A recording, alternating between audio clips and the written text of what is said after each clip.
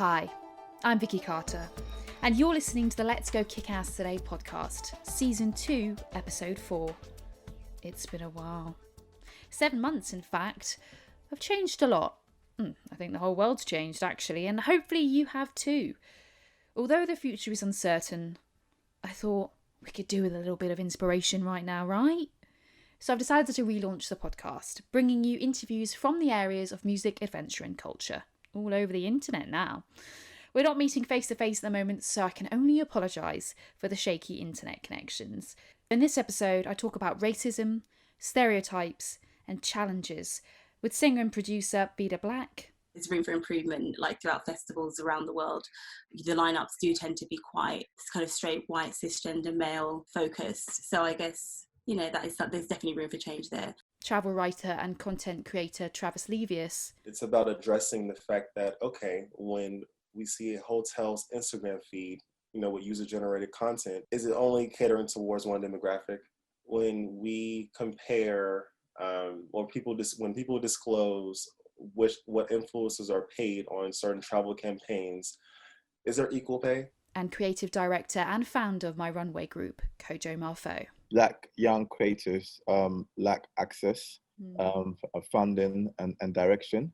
So these three main areas is the reason why the biggest idea ever might never happen. First up is singer, songwriter and producer Veda Black. We talk about her journey as a music artist, juggling a 9-to-5 alongside her passion for music and tackling sexism and racism in the music industry. I listen to your music and it's fantastic. When it slid into my emails and I listened and I just thought, oh my gosh, yeah, I really that to this woman. And gosh. I mean, when was that moment where you started creating music and you just thought, right, this is it, this is what I want to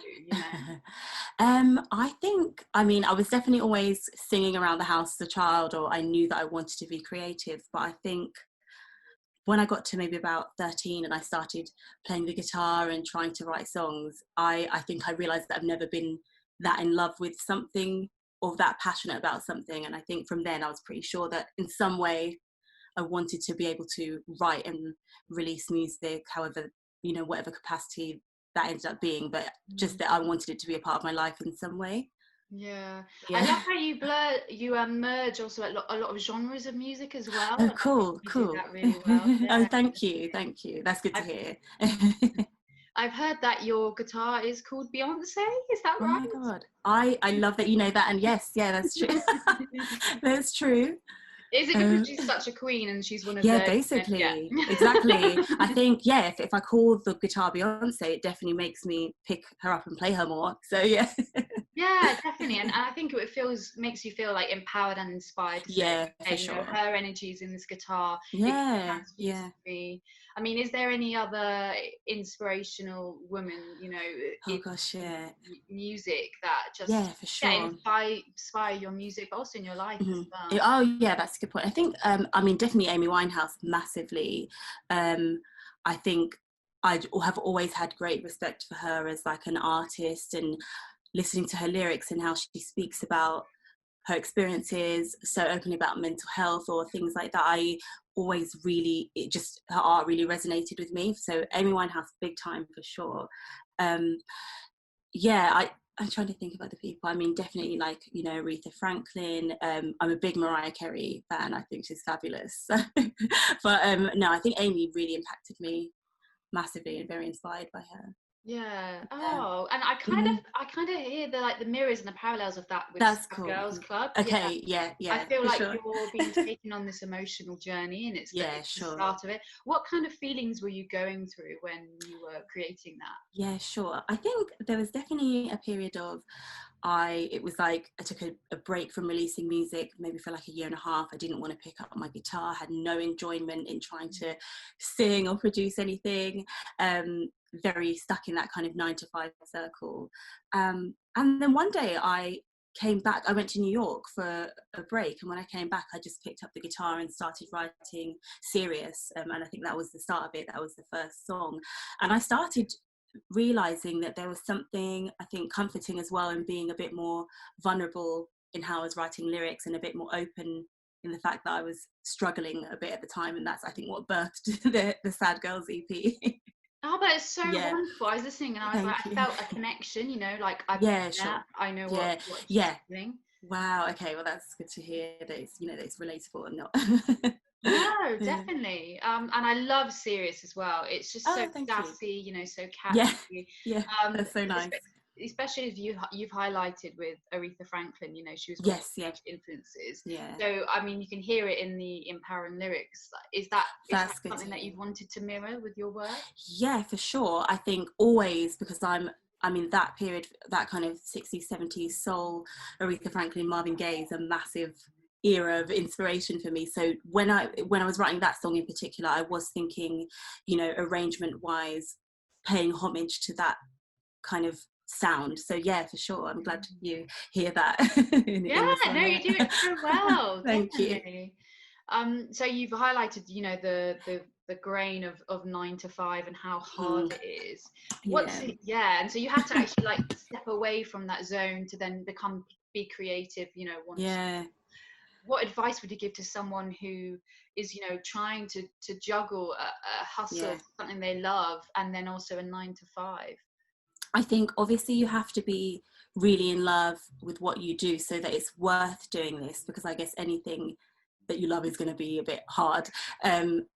But yes, I think it is important to try and find some kind of schedule or routine that works for you, like whether it is working the whole 9 to 5, doing it full if you need to do, maybe you don't need to work full time. But I think, you know, I think I've had trial and error, especially doing kind of secretarial work over the last couple of years, but I'm in a place that's very flexible, very understanding of what I do. And so having that kind of relationship where it's clear that, you know, I'm very passionate about music, but also I live in London, I have to, you know, have to work. I think that's been quite helpful. So yeah, I guess through trial and error, I kind of got there, really, if that makes sense. No, of course. Yeah. I think that reflects so many people's realities. Yeah. As well, you know, living in London, having to pay the bills, but also it just has to be done. Yeah, exactly. Yeah. It has to be done. And, you know, you're a hustler, you're a grafter. Exactly. You are, you know, I've looked back and you've been at this radio station, you know, That's so cool. Yeah. BBC Introducing in London and One Extra, and, you know, and it's been a journey for you, I think, emotionally, but like, and I'm really excited because you've got, you know, so far to go as well. Yeah, exactly. But what was it like being a finalist in 2018? Oh wow! Afropunks with Battle of the Bands. Yeah, that was. You know what? That was a really lovely experience, and I'm so grateful. At the time, a partner who was very helpful with, you know, promoting and encouraging me as an artist, and, you know, promoting the project, had actually signed me up and just said, you know, you should do this. And before I knew it, the opportunity was presented in front of me. I think there was like a voting system, but I've always followed Afropunk. So to me, it was quite surreal. I think, you know, little old me is like, what? You know, playing Afropunk. But also it's just a lovely experience. And there's people that I met there to this day that I still speak to. It was really nice. I think it's so important to create a network of people as well. Yeah, so like the connections you've made there, that, you know, they can support you, they can encourage you. Yeah, exactly. Yeah, exactly. Well, speaking of festivals, you know, what are your thoughts on? I'm going to throw a statistic. Yeah. 35% of women headline actually perform at Coachella. I mean, does that surprise you at all? It doesn't surprise me. It's obviously a very disappointing figure, but yeah, I guess. Yeah. What can you say? That's the world we live in. Yeah. And what are your thoughts when, you know, you saw Beyonce, someone you really aspire to, headlining in 2018? Oh my God. Yeah, I mean, that's fantastic. I almost feel like, I mean, Beyonce is Beyonce. It shouldn't have to be 2018 that we wait, you know, till for any woman to headline Coachella. But, you know, yeah, it's good to see this happening more, but I think there's room for improvement, like throughout festivals around the world. The lineups do tend to be quite, you know, very kind of straight, white, cisgender, male focused. So I guess, you know, there's definitely room for change there. Yeah, 100%. Yeah. You know, on all levels, on all platforms as well. Exactly. I mean, what challenges have you faced as a young Black woman in the music industry? You know, is it because there's not enough female Black artists that are like selling venues because they're always giving attention to, you know, to white males? Is it because there's, you know, there needs more support on the promoter side, or is it the industry itself? Like, I feel like there's so many different levels. Yeah, I think everything that you've said is, I mean, everything you've mentioned there, I totally agree with you. I think it's coming from many areas in the music industry, from how artists are promoted to just like the same, you know, receiving the same kind of opportunities, you know. So I think it is tough. I mean, personally myself, I remember I was quite young, maybe like 13, 14. I had an experience where I was sitting opposite an A&R from a big label who listened to a collection of songs that I'd made at the time and told me that I wasn't, you know, it's not really interesting for a Black artist to sing traditionally Black music, and that I should try to, you know, sing folk music. This is his words verbatim. And I had a few similar run-ins with other producers like that, you know, when you're quite young and impressionable. So that always made me scared. I can't imagine how many other artists might feel. There is such a glass ceiling there, and I can imagine it's difficult for sure for, you know, for other artists as well. But yeah, I mean, that was definitely like a wake up call of that this isn't ever going to be easy, because this is a problem that's mirrored around the world, you know, systemic racism from the fashion industry to, I don't know, banking. This is an issue, and I think until general attitudes change or people become aware of things, that's when we can hope to see it mirrored in, you know, the music industry or whatever. I hope anyway. No, definitely, I completely agree. I mean, you know, it's been what, 2 months now? It's been 2 months since the passing of George Floyd, and Black Lives Matter movement. You know, it's inspired so many people, and it's given them a voice and an understanding, I think, for people who, you know, maybe lived a sheltered life, didn't know that was happening, and so we're uniting together. But as you've mentioned, you know, there's so much more change that needs to be done. And I mean, how can people watching this, listening to this, you know, understand to be a better ally? Sure. I think, like anything, it's just you know, being willing to have conversations with people around you, even if it is slightly uncomfortable. I think it's worth it. Like, I have to, even myself, like in terms of other things, and I think, how can I be a better ally to my friends when I'm thinking about topics that, you know, or something that doesn't apply to me. And I think I've got a lot of learning to do as well. I have to be willing to have these conversations with people around me, and, you know, but yeah, I guess even though it seems like such a small thing, I think that's where the big difference is being made. You know, I don't know, sitting around the Christmas table with an uncle that might say something a little bit, you know, racist or homophobic, and is sitting there and explaining why that's not okay. And, you know, so yeah, I guess it does get tiring as well. I guess, like, it's obviously quite tough, or a lot of my friends I spoke to found it emotionally quite stressful.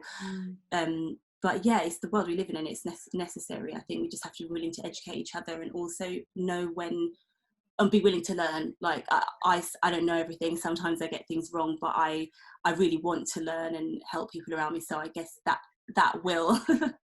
No, definitely that willing to learn, and like you said, you know, the things might start off small, but those comments that those individuals said to you, they were small comments for them to say, but they were massively impressionable on you, and especially as someone at that age as well. You know, you're developing, you're learning, you're growing. For someone to basically turn around and smash your dreams because of your race and gender, you know, exactly, that's awful. We should be developing individuals and, you know, helping them be the best that they can be. Exactly. I think so. I think so. And it's frustrating to hear that, you know, as an individual. And for sure. I mean, how can we provide better education, but also music, and for those, you know, those musicians who are getting into that industry? Should it be appropriate support networks, or? Yes, definitely. And it's I think like I have noticed a few different management companies or promotion companies running schemes and, you know, things they can do to help younger Black artists or, you know, queer artists. And I think it is important. It's so helpful to have these kind of like funds that are being run or different opportunities that we normally don't get looked at for. We, you know, we don't have the option of applying for or whatever. I think it's helpful just in terms of the music industry anyway, just to see it kind of open up and allow more opportunities for marginalized people. So yeah, I think that could be a way in tackling it as well. Yeah, definitely. I think, yeah, it's helping each other up and pulling a hand for individuals, for sure. you know, everyone to do so. Yeah. Do you feel that there's like enough venues in London, obviously where you've grown up, that you know, showcase an original variety of music? Oh, that's an interesting question. I would like to think so. You know, particularly growing up in East London, from what I saw, to become inspired and, you know, be able to perform jazz music or R&B, I did enjoy that we did have that that kind of selection in London. And that's the good thing, I think, for any musician that moves here. There's a jam night any night of the week that goes on, you know, till early hours of the morning, and you can meet some amazing musicians and collaborate. So I think that has been the good thing about growing up in this city. Probably wasn't so aware of it when I was younger, but when I went to study music, I studied in Northwest London, and I kind of got an idea of the music venues and how it works. But I do feel quite concerned or worried about the future, you know, of live music at the moment, and I guess how all these venues are doing, like, you know, whether they'll be able to survive. I hope so. I know, it's so sad. I know quite a few of like independent venues that are already shutting down. They're relying on donations. People, exactly. We need to support these venues because for sure, they're the ones that are supporting emerging talent and diverse talent, absolutely, you know, and the sounds of London. And so, where do you think? What are you hoping the next steps are for you? So yeah, I guess because this all kind of came together quite spontaneously for me. Especially, I think it became like the first week into lockdown, and I thought, okay, let me put a single out. I've been working on this for a while. Let me commit to put it out. And then before I knew it, let me put the EP out. The songs are kind of falling together. Let's see what happens. And so I think this has really helped with my confidence. Like these last 2 releases has helped me kind of realize, you know, just trusting yourself a little bit more. And so I think I'm just going to keep going, keep putting music out, keep writing, and see what happens. Oh, she's so lovely, isn't she? Make sure you check out her music, Veda Black. Just search in Spotify for her new EP, Sad Girls Club. Next up is travel writer and content creator Travis Levius. We talk about how he became a travel journalist, inequality in the travel industry, and the universe's marvellous moments. Well, I'm actually here in Atlanta right now, thanks to the pandemic. I was in London, and then when Trump announced that Europe ban, I'm like, okay, things are really getting out of hand. So let me just go home. So I've been back in Atlanta since March, but I do plan to return to London next month in October. Anywho, so I'm from a lot of places. I was born in Brooklyn, moved around a lot as a military brat. Stepfather was in the Navy, and I came to Atlanta for uni. And Atlanta was like my adult hometown for a bit, but when I studied abroad during my time in uni, I went to Ireland, in Galway, and London. When I went to London, it was just love at first sight. I'm like, this is home, this is where I need to be. And long story short, fast forward, still had those London dreams, and I was an assistant teacher in Atlanta at the time. And it's kind of I had a gut feeling that I should just take the leap and just quit my job and just move there and just see what happens. And as crazy as I was, you know, I followed my gut, and so I did. I quit my teaching job and moved to London with very little money, and all of a sudden, like with a few months of time and sleeping on couches and sometimes floors, I stumbled upon a dream job as a travel journalist. And so that's what I do when I am in London.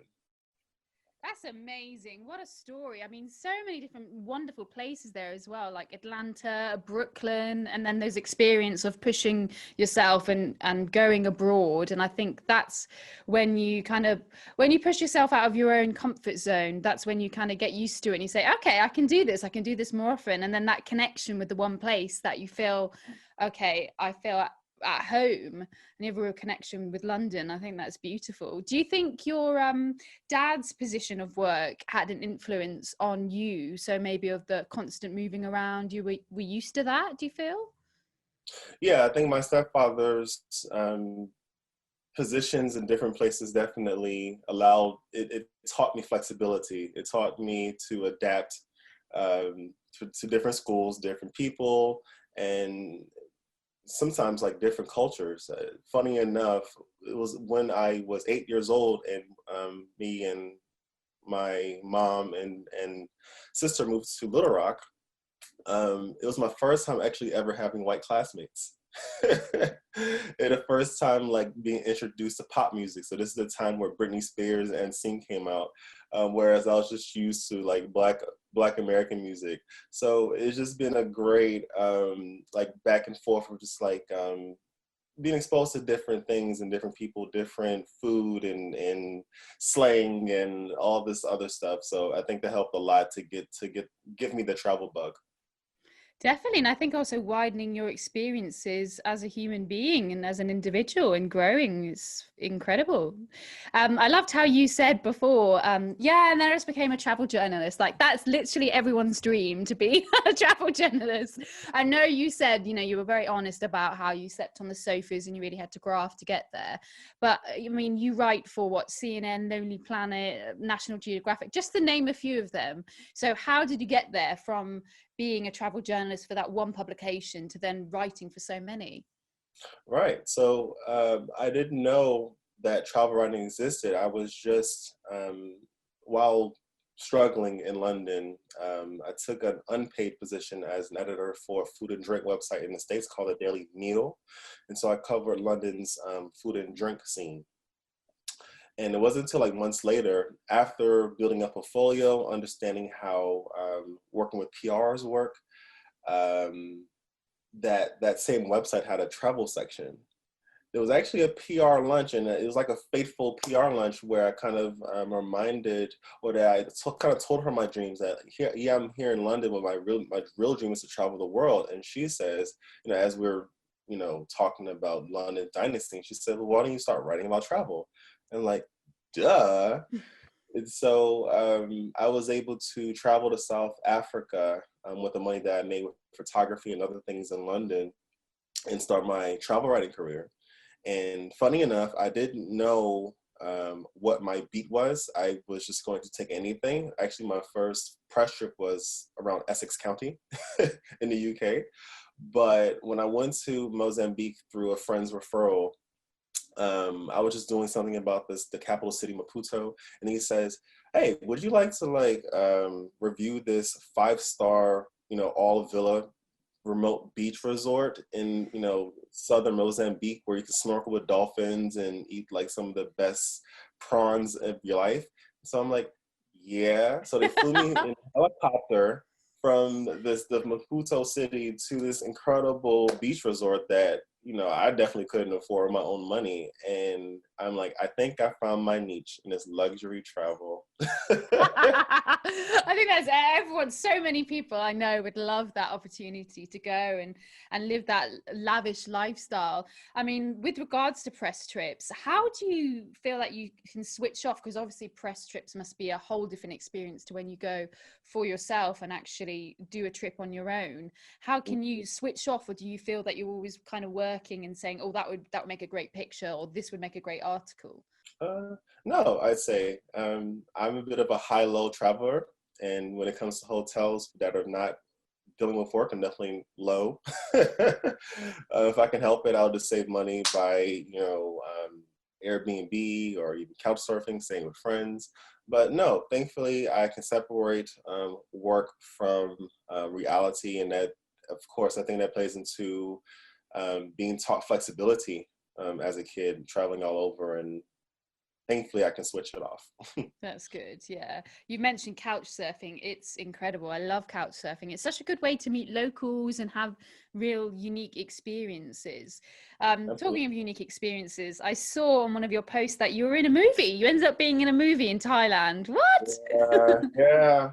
Craziest encounter. And it's like, people know me, like they always say like I'm always into some like crazy, lucky random stuff, but I think that one takes the cake of me going to Thailand, coming off of a super yacht press trip. Of course, can't afford it, but I'm just doing it for work, and spending time on my own basically in Thailand, and then coming across this opportunity to be in Thailand and work on a Spike Lee movie, and work under now the late Chadwick Boseman. But mind-blowing, random, or maybe not so random if you don't believe in coincidences, but divine timing experience. So I was there in China for up to 3 months when I was expecting to be there for a month backpacking around.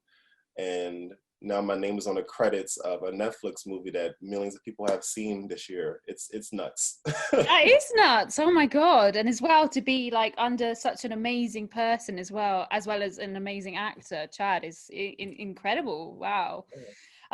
Has there been any particular countries that you've really enjoyed being there and you think, you know what, I feel like a piece of me is here? Because I watched your stunning video of South Africa, and I've never been. I thought, oh, it's gorgeous, I'd love to go there. Yeah, so you got me there. I'm sold. Yeah. Shout out to Luke Maximo Bell. He was the drone videographer that I hired in Cape Town. And Amit Abraham, he was the drone videographer that I hired in Johannesburg for all that great content. But yeah, South Africa is my #1 flat out favorite country. As soon as the FCO regulations are lifted, I want to hightail myself there, and especially since it's getting warmer now, since it's coming their summer. So that's my absolute favorite country. Of course, London is my #1 favorite city and always will be. So that's one. I love Chicago as a city, but only in the summer because I can't do the cold. I can see myself having a base in Australia. I really love Brisbane actually, but also want to see Melbourne and spend time in Sydney. There's a few places out there that I really love. Tel Aviv in Israel, I can see myself like spending a summer there too. I really fell in love with that city. Yeah, it's a few places.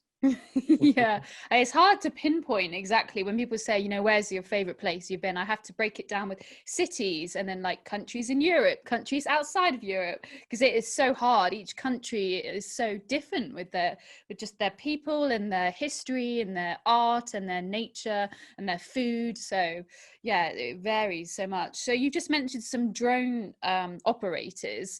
I was going to ask is so, because you have when people just like, I think you just nail on the head Instagram. Like your content is incredible. The pictures, the videos, it's something out of a magazine, every single shot. And I was wondering, no worries, every time I'm like, I want to go there. So with the drones, especially recently as well, the recent stuff that you've been posting, so you hire people each time? Do you have any of the gear yourself?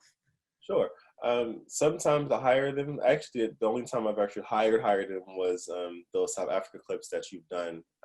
And moving forward, now I've just been doing collaborations. So I will bring an incredible content creator, and maybe they will have a drone along, and we'll create stuff for ourselves. So with the Armand Giri one, that's the most recent one as of this recording, that I've been posting. So those drone photos were of a fellow content creator friend of mine. Who does really big things, and she bought the drone. I'm like, yeah, let's do some stuff. So yeah, that's how I tend to do it now. Oh, amazing. That's good. Yeah, you can collaborate with like-minded artists, but also have the flexibility to produce and direct your own stuff as well. That's cool. Yeah. Now I can't talk to you without talking about the travel industry and how you highlighted that it is predominantly white. And I know that you've partnered with Black Travel Alliance. What aims is that partnership? What are you all hoping to achieve, even if it is just coming together in the community? Right. What we want to achieve is that we're seen and heard and valued just like everyone else.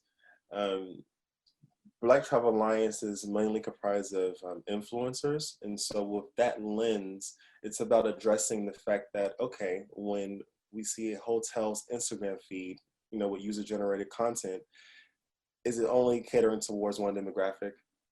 When we compare, when people disclose what influencers are paid on certain travel campaigns, is there equal pay? When we look at the travel brochures, is it really reflecting the world that we're in?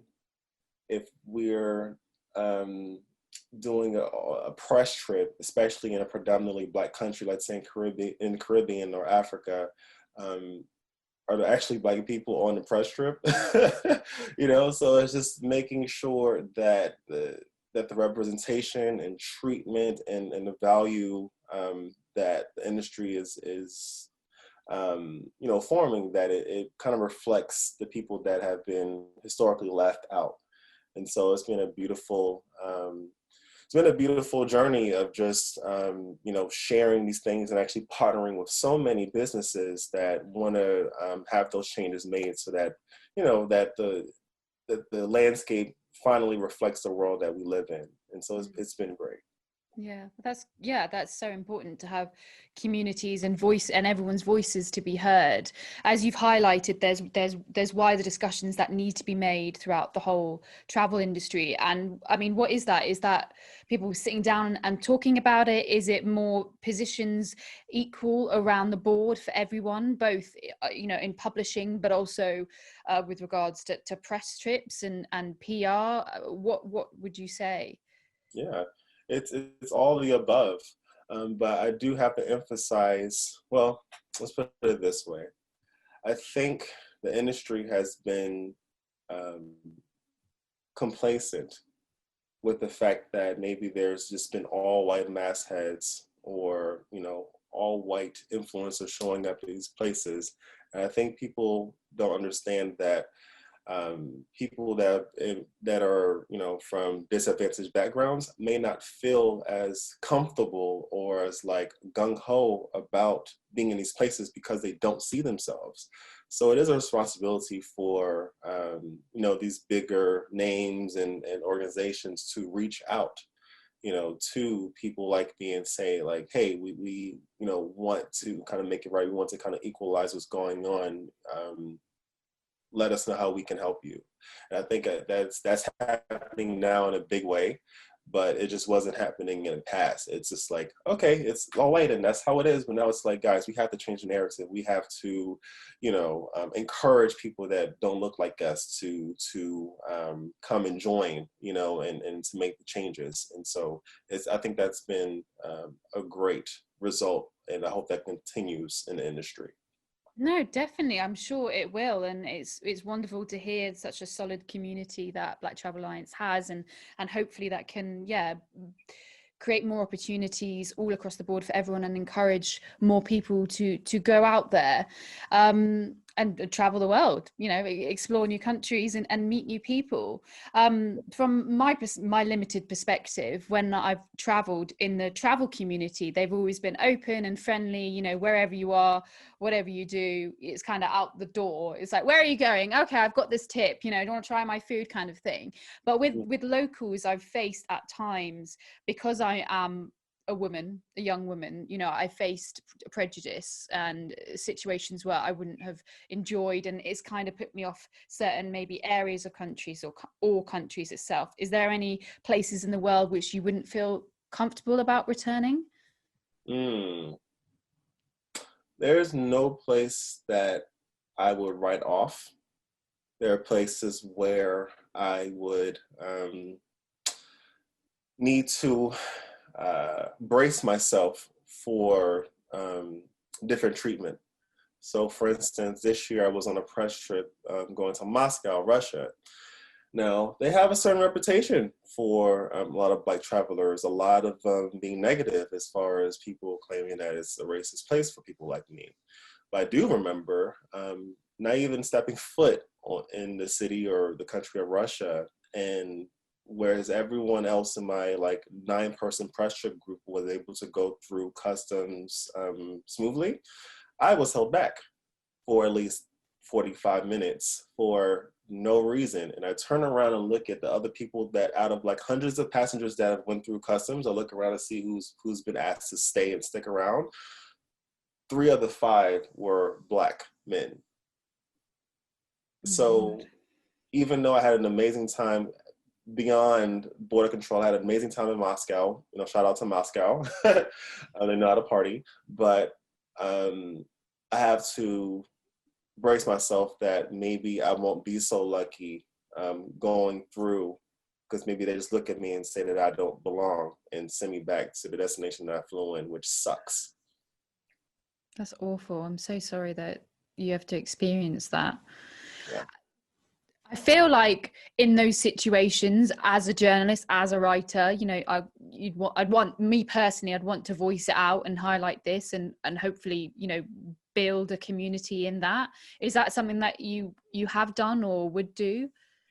I have shared this in 1 or 2 articles I've been interviewed. I think one of them was for iNews, actually, where my friend and journalist Stephanie Techie went around and asked people of color their experiences and the highs and lows with that. So I definitely shared that low, and it's been great to just kind of be honest and share those experiences, because people for whatever reason don't really understand privileged, like the privilege of not being a Black person in the way that you're treated if you're the majority. It's definitely a different experience for people like me. So yeah, well, thank you for sharing and writing about it and highlighting it to the wider community, your experiences.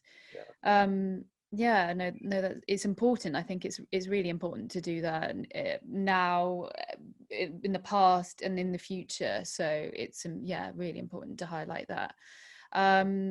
With regards to your next upcoming trip, so you've experienced the pandemic at home. What has that been like for you, being an avid traveler yourself and then having to stay in one place? Yes. First it was tough.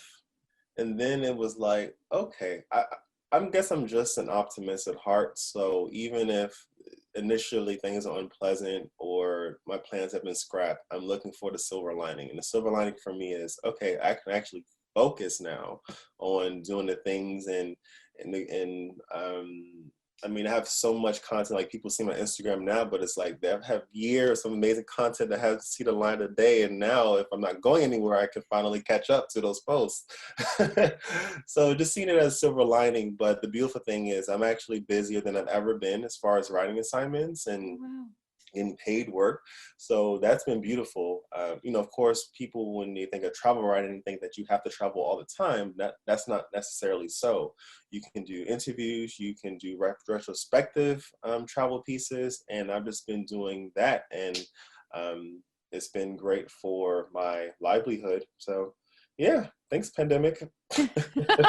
That is amazing. I completely understand. I've got videos of like trips that I've done from last year, pictures I still haven't edited that I would just love to sit down and do it. And having that time, I guess, in lockdown and being forced more to stay at home, then you actually have that time. But it's great that there's so many opportunities to write as well, and forcing you to write in a different way, maybe perhaps, like you said, in retrospective, if that's not something you've done before, or experiencing new styles, or interviewing over Zoom. Zoom is Zoom is everything. Finally, last question. As you highlighted, you're an optimist, and that's one of the things I love about your content as well. I feel like it is all about affirmations and positive energy, and I saw that with your word as well. I think it was booked up. Was that your word of 2020? Yes. Yeah, booked. So tell us about all the different meanings and if that does work for you. I mean, did you think, okay, I want to star in a movie, and then is that how it happened? No, definitely didn't even expect to have that, but I do think that when those crazy coincidental circumstances happen, what I like to do is ask, like, what does this mean? What sign are you trying to convey to me that I need to pay attention to? Because there is really weird stuff that happened on that. I guess I'll share this. I've never shared this publicly. But what was so weird is that on the last day of shooting, the only day that I did it, I brought a book with me to kill the time. I was just standing in, and it's an all-call sort of thing. So I brought Tony Robbins' book, Awaken the Giant Within. It was a very motivational classic in the 80s. And so I went to this one chapter. I've never really picked up this book before and started reading the first few pages. Now remember, I'm on set on a Spike Lee film in the middle of Thailand. And I'm reading. It's about the power of asking questions. And it talks about Michael Jordan. I guess he gave examples of questions, and he used the advertising example. And he talks about Michael Jordan's ad with Nike, and then it references that same commercial with Michael Jordan was with Spike Lee. That's so weird. Yeah, you know what I mean? It's crazy. I have to grab the book so I can show. Okay. Yeah, no worries at all. That is so mad. Guys, this is a book, right? This is a very thick book, 500 pages. For whatever reason, I went to, instead of starting just at chapter 1 of the introduction, I went to chapter 8. Who just jumps at a random chapter and just starts reading? And then, where was it? Literally the 4th page. I don't know if you can see it. Spike Lee. Yes. Oh my gosh. Out of all the times that I could have read the book, all the times I could have read a different chapter, that's what happened. So when that happens, I say, what does this mean? What are you trying to tell me? Life. You were meant to be there. All the signs are pointing to it. Absolutely. So I'm very much in the belief that you can be aligned with where you want to be. I also believe that you can kind of create your reality. So when it came to book this year, because of course the movie stuff happened in 2019. So for me, focusing on 2020, it was more about being intentional. So my turn book meant me focusing on me writing books. So I really actually I will. Yes, that's the attitude. Exactly. I will write books on travel and inspiration, bridging that gap of, because people see all the stuff that I do, but it's guys, this was because of positive thinking and taking action and having the courage to take the leap for my dreams. So that's one. Being booked for speaking gigs, and that's definitely happening, and especially with podcasts like this one. So thank you. And being booked for paid writing assignments, and my goodness, that has definitely happened within the last few months. Really dream magazine assignments that pay me more than I've ever imagined. So yes, I do think that when you have the intention and have a word or a vision for what you want, and you really stick to it, you can attract those opportunities for you to take the leap and take those things and change your life. Crazy, right? It is mad how the universe works in mysterious ways. If you want to find out more about Travis and his incredible Instagram, pictures, videos, articles, then follow him just at Mr. Levius. Finally, I talked to Kojo Marfo, creative director and founder of My Runway Group. We talk about the organisation, its aims, and why it's so important for young Black people. My Runway Group's been operating for the last 7 years. We are a youth empowerment organization. So we create projects, programs, campaigns that inspire younger people from underrepresented backgrounds, and then also solve issues in the community that we uphold. So it's just different creative ways of engaging young people, inspiring young people, and making sure we raise the next leaders that fully understand their role in the community. So most of the things that we do are either youth employability programs or community and charity initiatives or creative arts projects. Pretty much under that umbrella is how we've been operating for the last 7 years. Wonderful, all of that different variety. I mean, what inspired you to set up this initiative, this organisation, and to have that impact on other individuals? Yeah, our progress has been very organic. Originally started off as just an event. So then I started doing events in university, creative events like fashion shows here, comedy shows there. And there's always people that were asking to be a part of it. either for experience or just to engage with other creatives and, and whatnot for whatever reason. But then I didn't really have anything that I can just get everyone on board as like either a team or some sort of a platform or a movement.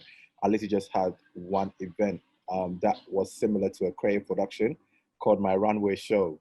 So then we could put different people, sorry, have different people play different roles, makeup artists, hair, stylists, creative designers, all of those kind of people could just come together as a team and just produce a creative production.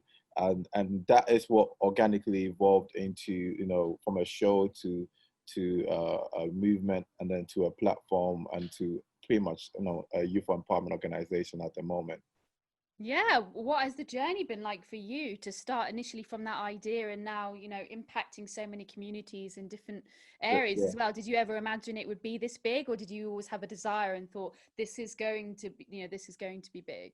I mean, I knew I had something when we constantly were getting so much interest from the youth community, and then even people that were interested in the youth community.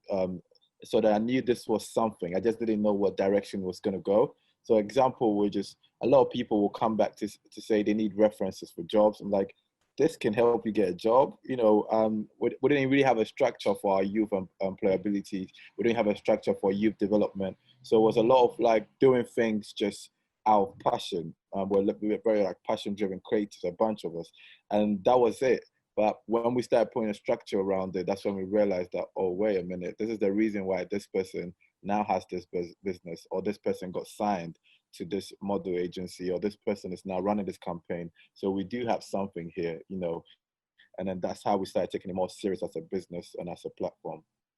Exactly. I mean, why do you think it's important to have a platform and a community that inspires confidence in young people and also allows them to build a connection with yourselves, who obviously have, connections across and contacts across loads of different networks, so then they can build up their experience and move on to other places? I feel that it's a really important partnership. Yeah, I definitely. I love, that's a very good question. A lot of Black young creators lack access, funding, and direction. So these three main areas is the reason why the biggest idea ever might never happen, or people that have the biggest idea might never know how to navigate it or to make it happen. In other communities, the structures are in place. They have access. They can easily get funding. They can easily get inspired. They can see role models and whatnot that look like them, that they can identify with, but in our community, it's not really visible. So we think it's our responsibility as a platform, as a youth empowerment organization, to curate these events, to bridge the gap between senior professionals in the BAME community and then grassroots creatives and all sort of things as well. And then most importantly, all the issues in the community that are surrounded by young creatives or young people, which is like unemployment, depression, celebrity obsessions, all of these things, drug abuse, suicide. We need to make sure that whilst you're giving people employability skill sets, you're also putting them in a position to add their voice into, creating a better community. And that's what we've been living by. Yeah, 100%. That's amazing work. And thank you. No, I'm happy that you're doing such work in the UK. I mean, whereabouts are you doing the work? Is it just, I remember we spoke before, and it's originated from Coventry. I mean, so is it all across the UK now? So it's all across the UK now. But Coventry is where the show started, and we did 3 years of that. So it was originally targeted at students, and then we scaled it up into a community. So you don't have to be a student to be a part of our team or production or witness the event. And then that also scaled up into a regional production. So for the first time, we have different creatives from Leicester, Birmingham, Coventry, Warwick, all coming together, to work on one particular production and also create a better community. And then we just thought at that moment, we've just reached glass ceilings in terms of impact and reach. So then we moved it to London. Again, as a show, a creative production, and then that's when we started having a lot more impact in different areas. And pretty much. So now we do a lot of things around like London is where the focus is, But then we have a lot of impact and reach with different things that we do, especially even over Corona. That we've been doing a lot of like what's it called, online initiatives. So we do a lot of our physical events online. So we are reaching a lot more people in different areas as opposed to those that probably couldn't have come to London because of what distance and whatnot. Yeah. Of course. I was going to ask, how has your business adapted due to coronavirus, and what's the response been like to your online initiatives? I mean, it's been a gift and a curse because we were very much of a physical event-driven business. So, you know, the event industry is literally non-existent at the moment, but then it shows that we are able to adapt. So we make sure that most of the events that we can move online, we did. And then also come up with new concepts that still solves the same issues, inspires younger people, highlights creatives, but it doesn't have to be done in the in a physical space. And then what we've realized is that our social engagement is really going up. That means we're reaching a lot more people, engaging with a lot more people. That means we can showcase a lot more creatives, and we can tell our stories the way we want. So with us, it's really been a change of, not a massive change of direction. It's just a change of process. But then the impact has been the same, if not more. And I think that goes back into like our very recent one with Tate. Like, I've always wanted to do something with Tate, which is a great gallery. Tate Collective, to be honest, supports a lot of younger people with interest into arts and with their membership scheme. But if we had to wait till Corona was over, it was never going to happen or anytime soon. But then what we came up with this concept called Home is Where the Art Is.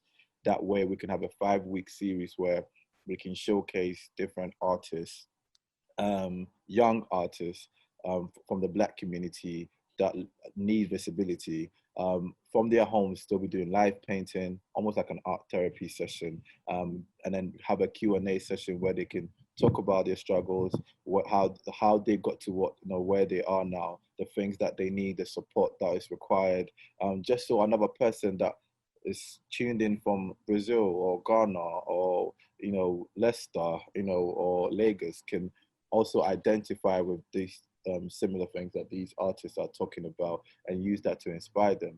And we've had a lot of positive feedback for especially that profiling campaign. And then we also do have other creative initiatives like in Youth We Trust, where we highlight different creatives across the world with engaging questions and carousel posts. And then we have our Words of Wonder, which is our motivational video content that people have been sending all across the world as well. So I think this, if anything, Corona has opened us up to a world of creatives. It's not My Runway Group's operation is not nationwide anymore. It's we literally working with different creatives from different parts, literally from doing online initiatives. Yeah, that power of connection is so powerful for everyone, the communities all across the world. Yeah, it's wonderful that now obviously the whole world has switched to online and we're adapting and we're adjusting, and you're doing it successfully. And I think it is so important for young people to be able to see themselves as in loads of different spectrums, in the arts, in media as well, especially if you're going into an institution that's predominantly white and predominantly male. You need to be able to see even if that's issues or themes. I agree. Exactly. So I think it's really important work that you're doing. I mean, speaking about diversity, I mean, Sir Lenny Henry has been having conversations about this for years, and BFI have now been highlighted. Their standards haven't changed for a number of years.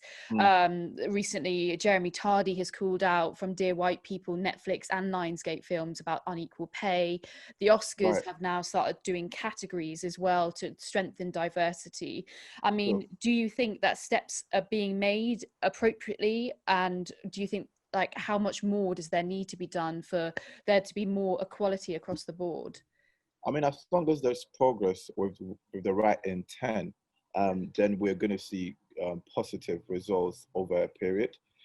What I do not want is people using Black people as a token, or as Black History Month, or this is our little culture towards Black Lives Matter, and this is a phase, and after a while we don't really want to do work with you, or we don't really care about your concerns. And then the next phase of this is just going to be very detrimental.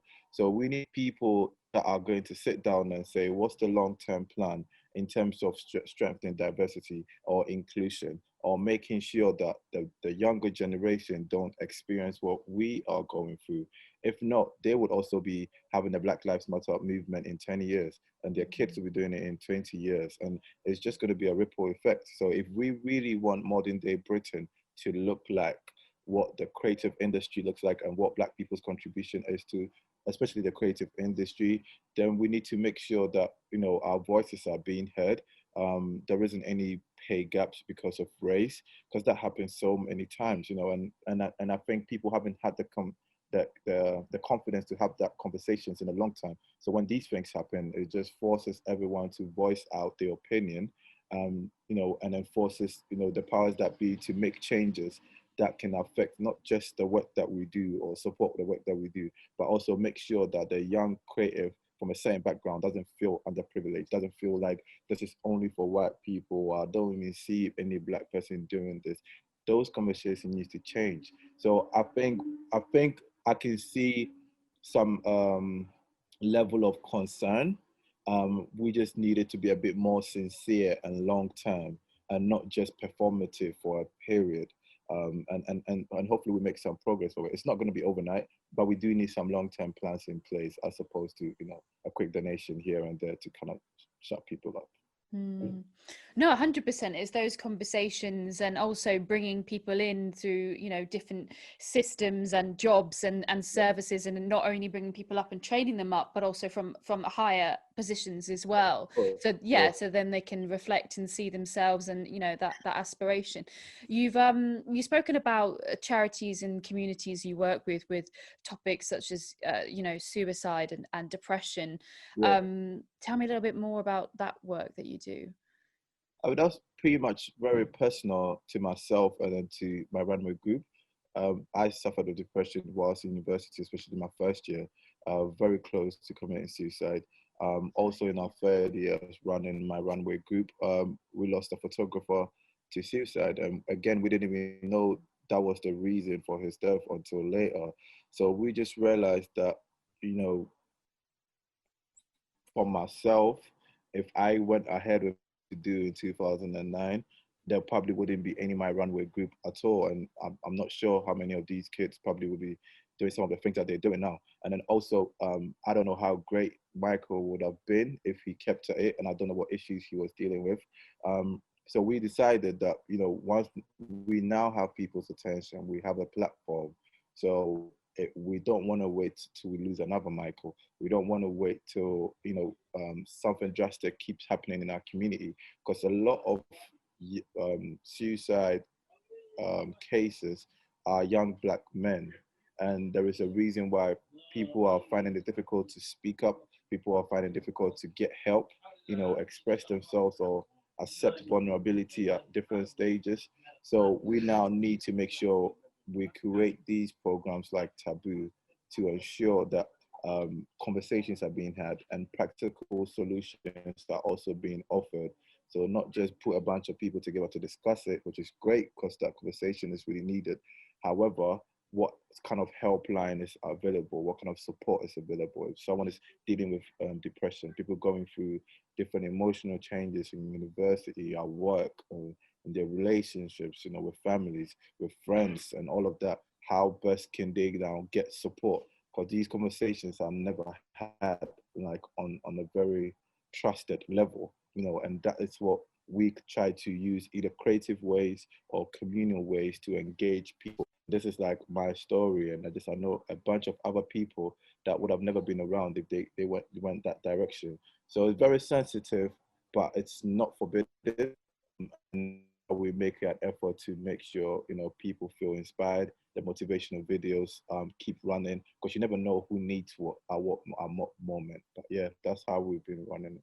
Thank you so much for opening up to me just now, and I'm really sorry for what you've been through, your own experiences and your friends and your colleagues. And, you know, I admire your strength and your courage. And, you know, not only speaking from me, from just this ripple effect, but everyone you work with, everyone you've ever worked with, I'm sure is, you know, over the moon that you are happy. And though every day, you know, each day might be difficult, we, you know, admire you being there. And I think you're a real inspiration because you're selfless, you're, you know, thinking of everyone else and helping and benefiting the community. So I think that's fantastic.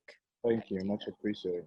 Oh, no worries at all. We're very much interested in replicating the model that we've started. We know it works. It worked in Midlands, it works in London, we've done some stuff in West Africa, it works. So now it's more about how do you replicate these models on a global scale, and working with other organizations and reaching out to other creators and identifying other issues in communities across the world, in Europe and you know, in Asia and every area that we can find young people. We want to have some sort of presence there, and also be able to help and also become like a household name for everything youth. You know, youth empowerment, you know, youth development, anything in the youth community. We want to be a part of it in the next 5 to 10 years. Make sure you keep up to date with what My Runway Group are up to just by following them on Instagram or Twitter. Last month they had Black-owned businesses in Carnaby Street, and I know that's continuing because it was so successful. So do make sure to follow their next project. That's it from me this month. I'll be back next month, not in 7 months' time. Please do comment, rate, subscribe and share.